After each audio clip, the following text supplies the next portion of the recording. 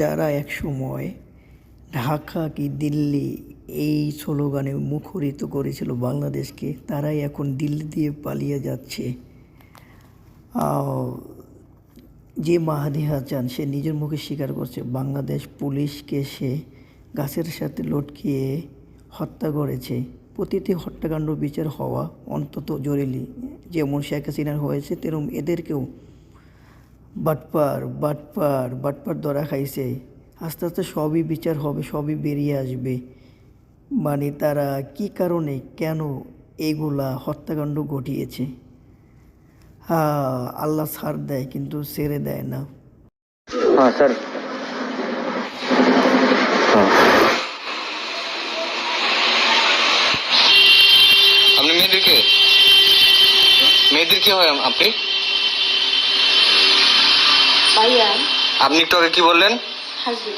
Husband wife, এটাই তো সত্যি? কন্ট্যাক্ট ম্যারেজ করেছেন? সত্যি কথা বলবেন। আপনার মাস্ক খুলুন। কন্ট্যাক্ট ম্যারেজ করে যাচ্ছেন আপনি আরো? কবে কন্ট্যাক্ট ম্যারেজ কবে হয়েছে আপনাদের?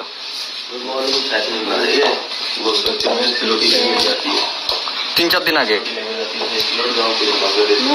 তাহলে